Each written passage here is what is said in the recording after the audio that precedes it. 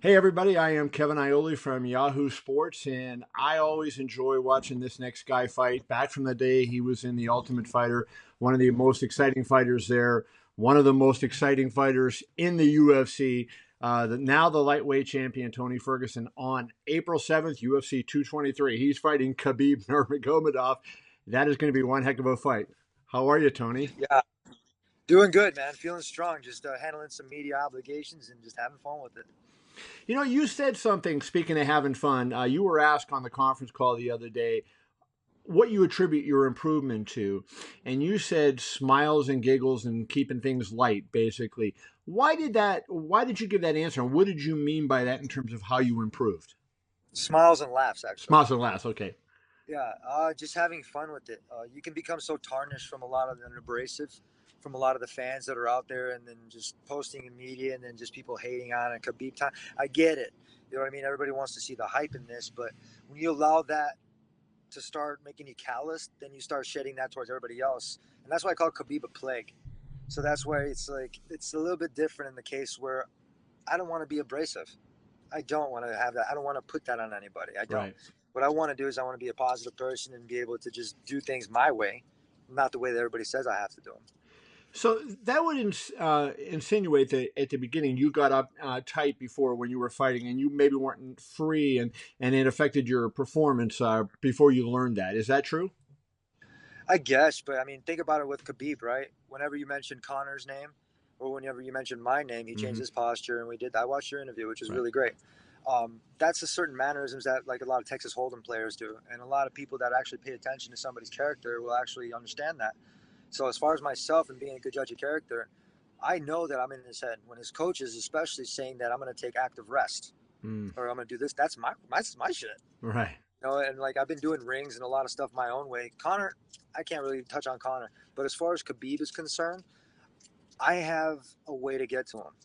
I have a way to get to certain people, and I think it's very funny sometimes, and that's why I say I have to have fun with it.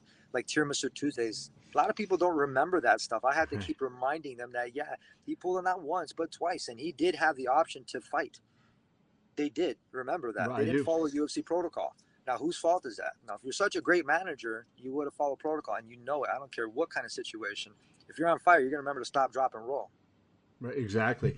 So, how much do you feel like, or do you worry about the crazy thing happening since we've come so close before and you getting paid? I mean, hey, look, you're not doing this for smiles and laughs. You're doing it for zeros behind a number on a paycheck. Does it, because it's happened so often, does it cross your mind at all, other than you being asked about it all the time? No, I have great sponsors that believe in me. And I got a great wife that really supports me. And I got a great management that will always make sure that I make my stuff right. I mean, I have to trust in the process and I have to understand and make them understand that this is not the only thing that I can do. Now, if and when this fight does happen, if ever both of us make it, you know what I mean? Everybody crosses their fingers. I mean, straight up, people are going to get a great fight.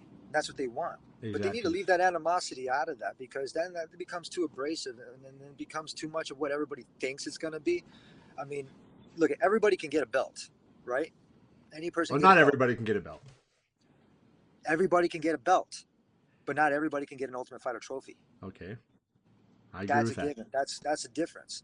Now with Khabib, he's never been in the house. He's never had to go through the things that I have. Michael Bisping, yeah, Kendall Grove, and a lot of couple other people that have been through that house. When I was at 170 pounds, I used to knock everybody out. Mm.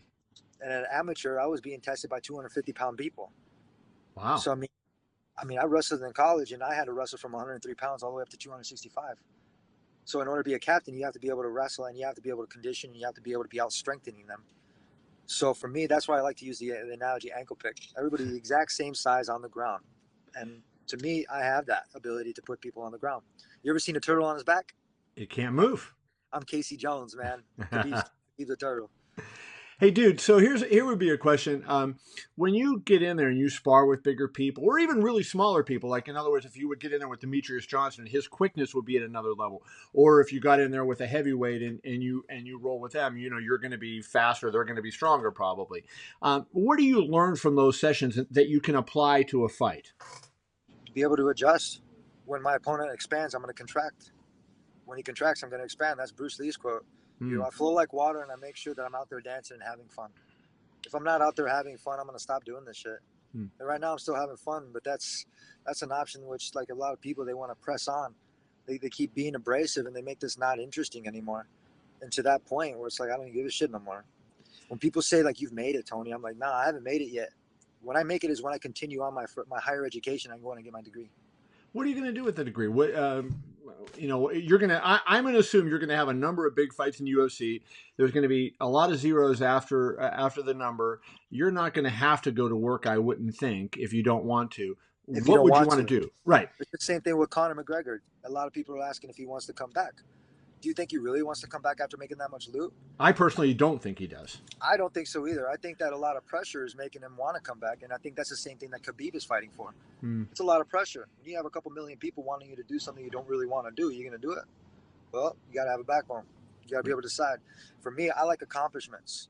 I've got my belt. I've got my Ultimate Fighter trophy. I am All-American. I am All-State. What's next is the degree. I mean, that's why it's like you always have to have goals, and you always have to set it, because my coaches taught me that. If you don't have any goals and you don't have any role models, you're just out there just kind of just going. You know, not all who wander are lost, but at the same time, they're looking for things that are going to keep them motivated and keep them going. And for me, that's awesome, because I've surrounded myself around good people now. When I've had people slap me in the face, I turn the other cheek and let them slap the other side. And I had to get rid of those coaches because I didn't like that shit. Because that's not how I was taught. And if you're going to teach other people that's not for me. Go ahead and go do that. So that's, for me, it's a little bit different. You know, Khabib has that huge following in Russia, and there's so much pressure on him to win the fight. And I wonder if there's a scenario developing sort of like what happened to Ronda Rousey, right? When you think of her, you know, she was a media darling, talking in the media all the day, always cheerful. Then she loses those two fights, and it's like she doesn't want to discuss MMA ever again. And I wonder, do you see a parallel there, kind of where Khabib's going and the path that Ronda was on? I think every person's in their own mindset. I think Khabib's a very strong individual. I think that he has a family he has to represent. I mean, there's no animosity really between us. I sent him a message when his kid was born. I mean, like, we're both dads. Right. We're in there, we're both competing. But when you're surrounding yourself around people hyping it up and doing that, could get to you, man. And I get it. There's a lot of hype built around this fight. And when you're stressing and you're doing that, injuries happen. You're going to get injured sometimes. You know, but that's what it's like. It's like, you want to be a scapegoat, or do you want to do everything? Whatever, man. You want to be cringe. You want to be whatever. I mean, what's cringe? It's to grasp and to clinch. Right. You know, I've been saying all day, lunatic cringe. You know, like the song, lunatic fringe, but that comes from a wrestling thing. I'm very witty, and I don't allow people to get inside my mind. And only until I started shedding all of that and realizing that there's special effects and a lot of different things that you don't have to have, surrounding yourself around people doing what you're doing, which is encouraging those to keep pushing forward, keep moving, and keep doing the thing, and allow people to actually see. Look, I hit the speed bag in slacks. I saw it.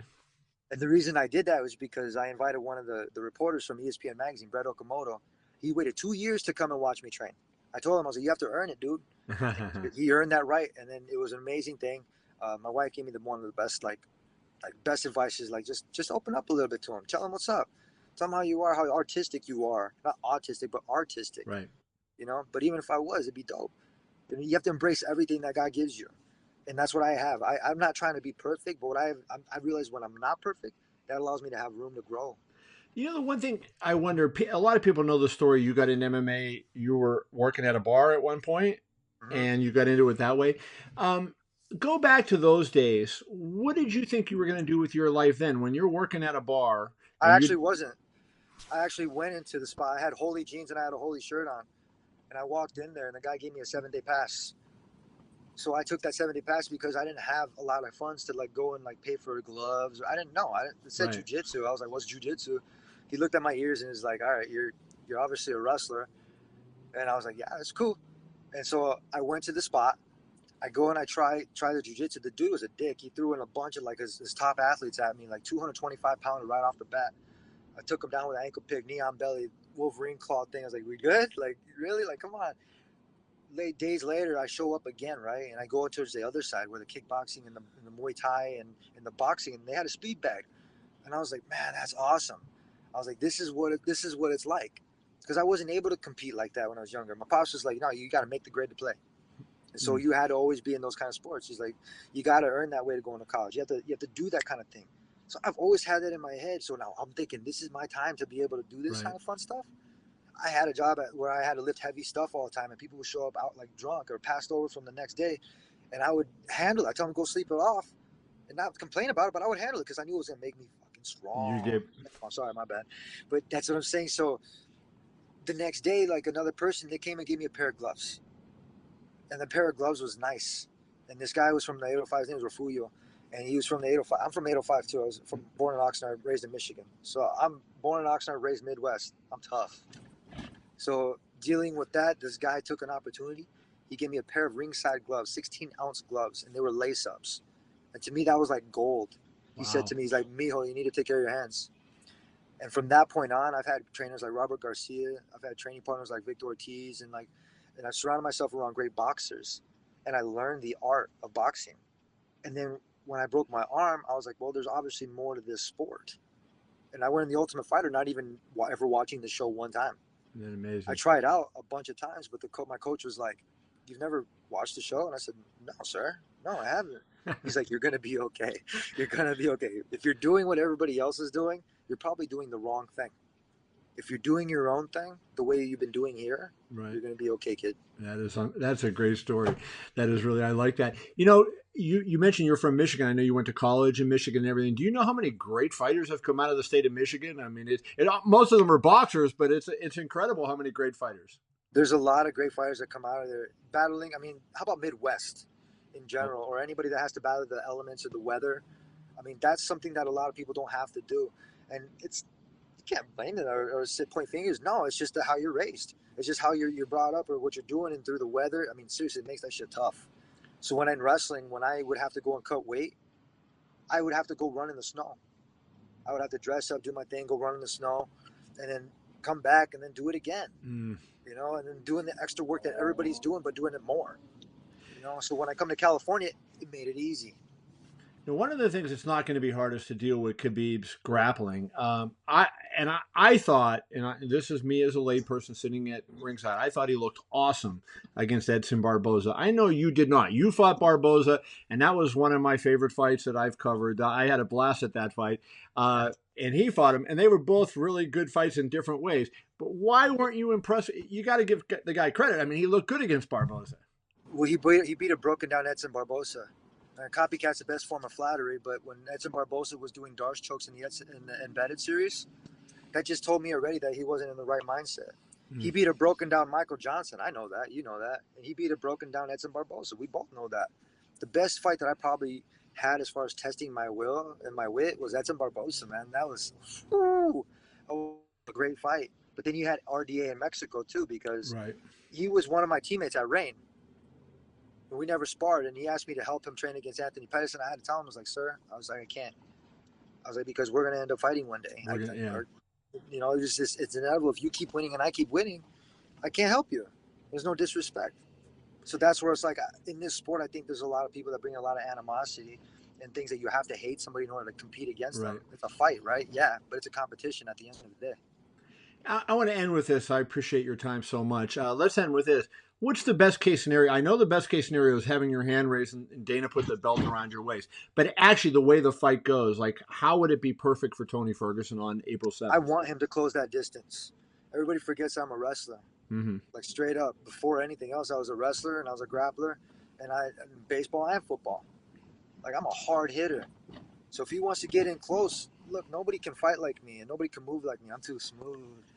even though, not to interrupt you, but what Ali Abdelaziz said, his manager about you, he said he credited you as a good wrestler, but he said you're a high school wrestler. Khabib is basically an Olympic level wrestler. He's as strong as 185 pounders. So I'm sure you heard that. What's your take on that? Well, I wrestled in college. So I wrestled from 103 pounds all the way up to 265 pounds. Everybody's the exact same size on the ground. Right. And I use the analogy that I am Midwest tough. I'm USA Wrestling. I've had my grappling and my jiu-jitsu. My Kevin Lee fight, right? I chose to pull guard because I wanted my black belt from Coach Eddie Bravo. You know, when I beat Edson Barboza is because I took pride in my Muay Thai coach from Billy Fonoa, and because I wanted to show that I whatever I learn, I try to go out there and demonstrate what I Do learned it in that fight. because it's mat time. It's mat time. And it's not just for everybody. It's for myself to be able to test it because why? Why not? I put that time in the practice room. Why not better thing to go out there and do it again? So that's why I give the confidence to be like, well, Khabib, if he's trying to change his game, he isn't. He's going to try to do the exact same thing. But I'm going to embrace it. He's a fullback and I'm a cornerback. And you know exactly what happens with that. There you go. Blow him up. Well, good stuff, Tony. I appreciate you. I'll see you Saturday, April 7th at the Barclays Center. I wish you all the best of luck. Make a great fight for me. Do that. Thank you, sir. We'll see you, brother.